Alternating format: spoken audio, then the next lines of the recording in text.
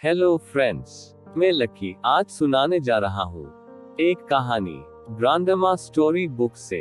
कहानी नंबर 15। आज की कहानी एक पुराने कहानी में से एक है। आप इस चैनल पे नहीं हो तब प्लीज लाइक शेयर सब्सक्राइब जरूर कीजिए। एक गांव में एक दर्जी रहता था।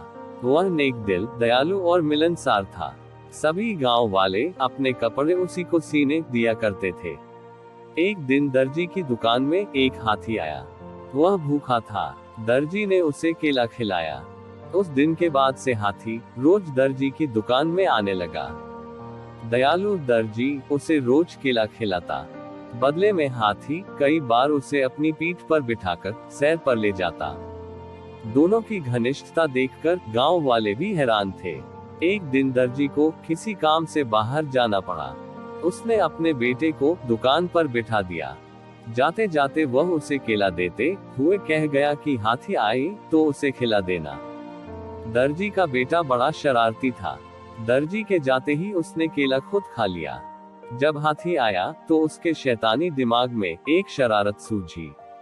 उसने एक सुई ली और उसे अपने पीछे छुपाकर हाथी के पास गया। हाथी ने समझा कि वह केला देने के लिए आया है, इसलिए अपनी सूंड आगे बढ़ा दी। उसके सूंड बढ़ाते ही दर्जी के बेटे ने उसे सुई चुभो दी। हाथी दर्द से बिलबिला उठा। ये देखकर दर्जी के लड़के को बड़ा मजा आया और वह ताली बजाकर खुश होने लगा। दर्द से बिलबिलाता हाथी गांव की नदी की ओर भागा।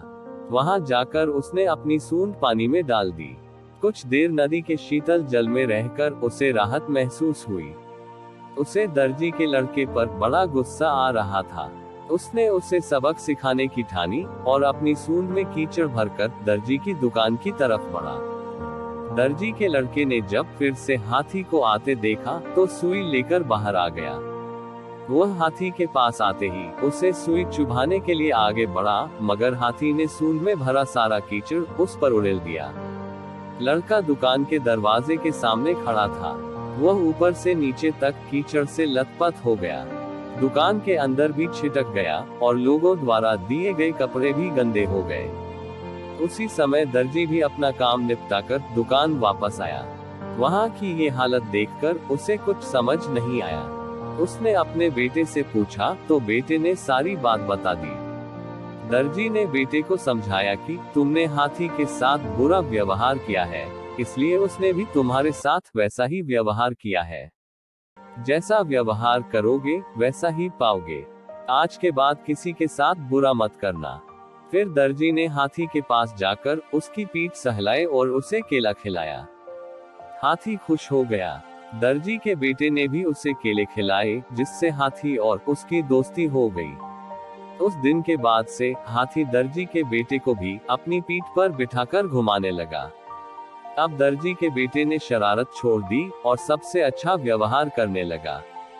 मेरे प्यारे दोस्तों, यह कहानी से हमें यही सीख मिला कि जैसा करोगे वैसा भरोगे।